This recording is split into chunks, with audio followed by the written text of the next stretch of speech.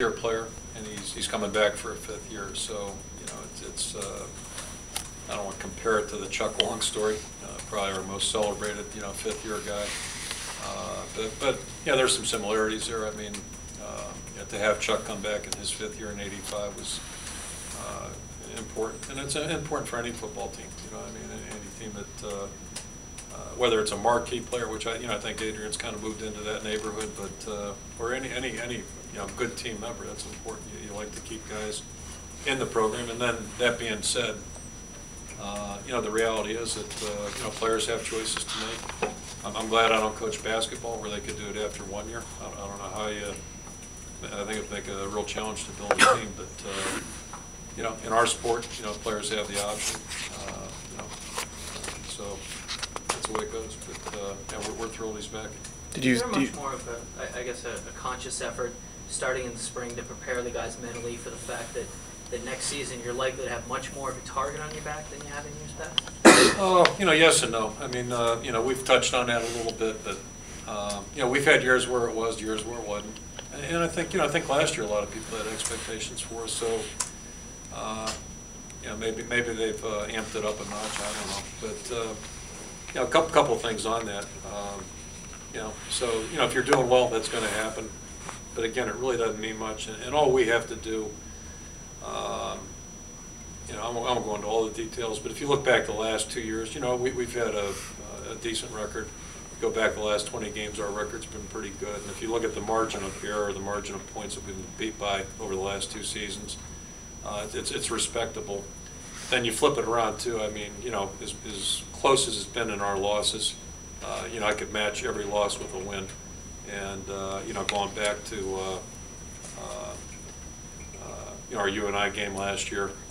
I mean, the first thing I thought of Saturday when that game, when the basketball game was over, I said, we could have been Kansas. I mean, that was my first thought. But I'll name 3 games real quick. I mean, the Indiana game certainly. I mean, that could have been interesting.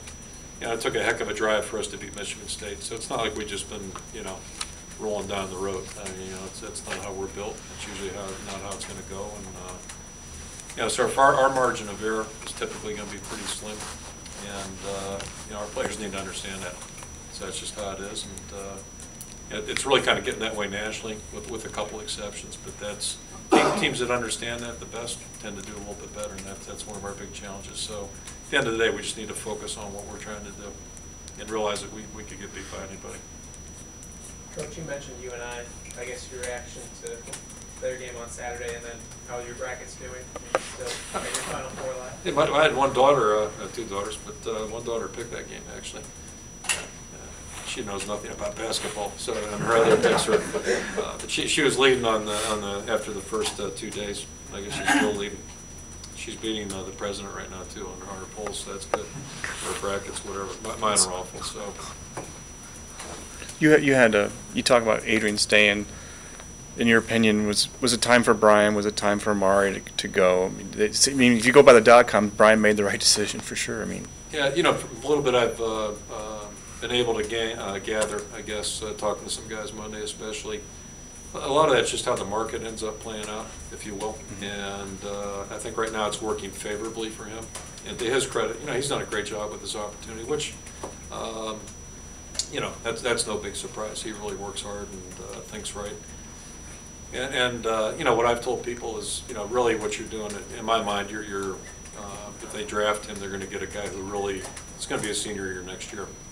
And it's really true in his case because he's next year is his 4th year. Right. He played as a true freshman, very unusual.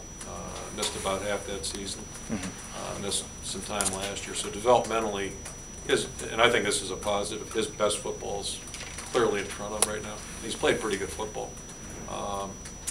And if you looked at how he played in the bowl game after he was able to really have a good month of practice and training, he played exceptionally well, and as a pretty good player.